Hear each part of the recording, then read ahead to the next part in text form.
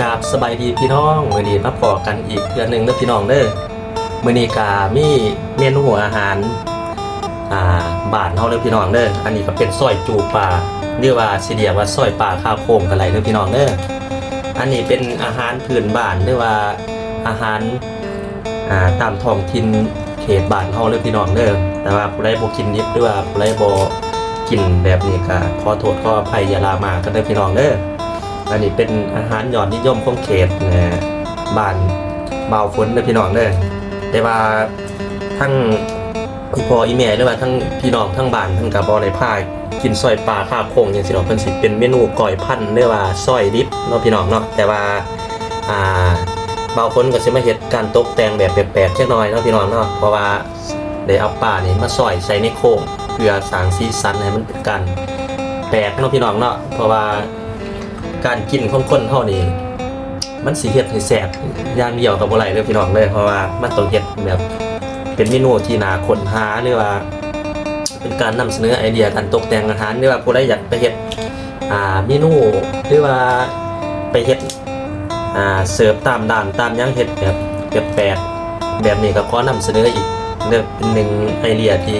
เฮาคิดค้นขึ้นมาบ่เว้าหลายใหญ่ห่างเลยพี่น้องเด้อตอนนี้ก็หิวแล้วมากินไปน้ำกันเด้อพี่น้องเด้อมาเบิ่งว่าเบาคนกินสิเป็นจังไดเนาะไอ้ป้าที่เขาซื้อมาใหม่ๆสดๆเลยเอามาเฮ็ดให้พี่น้องเฮาได้เบิ่งหลังจากกินสูตรการกินก็สิเฮาใส่ในผักแบบนี้เด้อพี่น้องเด้อป้านี่เฮาสิแต่ว่าป้านี่เห็นว่าถ้าเอามาวางใส่โค้งแบบนี้แต่ว่าเฮาก็ทำความสะอาดบ่มีความขาวพี่น้องเลยเพราะว่าป้าเฮาแลเนื้อออกมาแล้วนี่เฮาก็สิเอามาแช่น้ำโซดาแต่ว่าภาพตอนเอาไปแช่หรือว่าแช่น้ำมะนาวกับน้ำโซดาผสมกันเฮ็ดให้ปลานี่ขาวสีมันสิเละนุ่มพี่น้องแต่ว่าเฮาสิบ่ได้ตัดคลิปว่ามันยุ่งยากหลายถ่ายคลิปผู้เดียวมื้อนี้พี่น้องเอ้ยมาจวดนำกันเด้อพี่น้องเด้อคำใหญ่ๆเลยหิวข้าวนี่พี่น้องเด้อผู้ใดบ่กินดิบก็อย่าลามากเด้อพี่น้องเด้อแต่ว่า50% น่ะที่เย็นเขาเจ้ากินแบบนี้เนาะพี่น้องเนาะอันนี้เป็นอาหารของกินแต่ว่าถ้าว่าผู้ใดบ่เคยกินก็บ่ว่ากันมาจวดนำกันเด้อพี่น้องเด้อคำใหญ่ๆเลย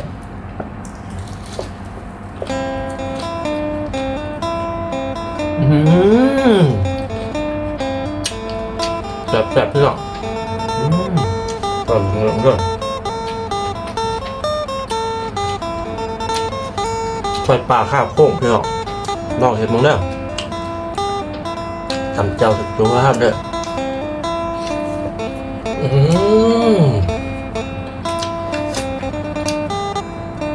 เหลือไปแล้ว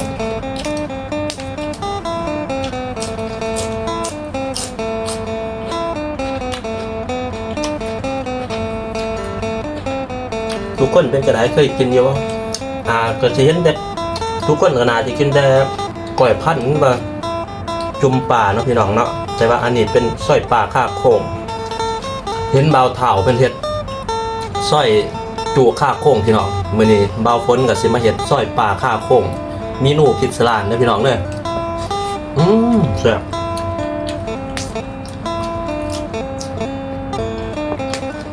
แซ่บพี่น้องเห็ดพักพร้อมป่นแน่นอนแต่ว่าช่างเขาก็สิมักกินพักนะพี่น้องเนาะแกงกับพักเข้ากันเป็นยัง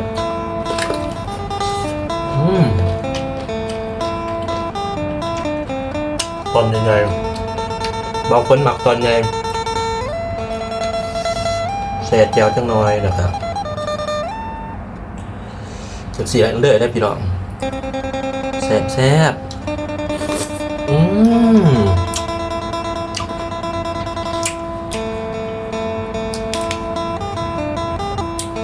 ต้องไปหาเห็ดมึงเด้อทุกคนเด้อ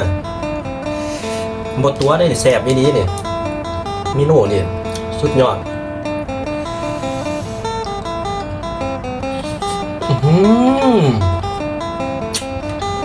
สุดยอด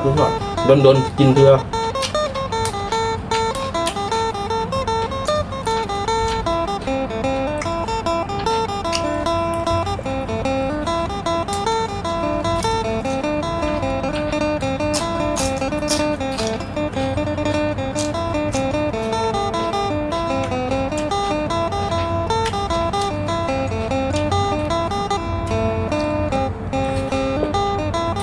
ครับพี่น้องเป็นแค่การขันอยากลองอยากถามในการกินอาหารแบบซอยจุหรือว่าซอยปลาข้าโค้งไปลองสิ่งมาเห็ดกินเด้อพี่น้องเด้อแสบอีดีคลิปนี้เบาฝนกับขอจบอย่างนี้เด้อพี่น้องเด้อกับสบายที่เป็นจะได้กับซอยกดไลค์กดแชร์ด้วยว่าจะพูดสูตรน้ำจิ้มด้วยว่าสูตรแจ่วด้วยว่าสูตรการเฮ็ด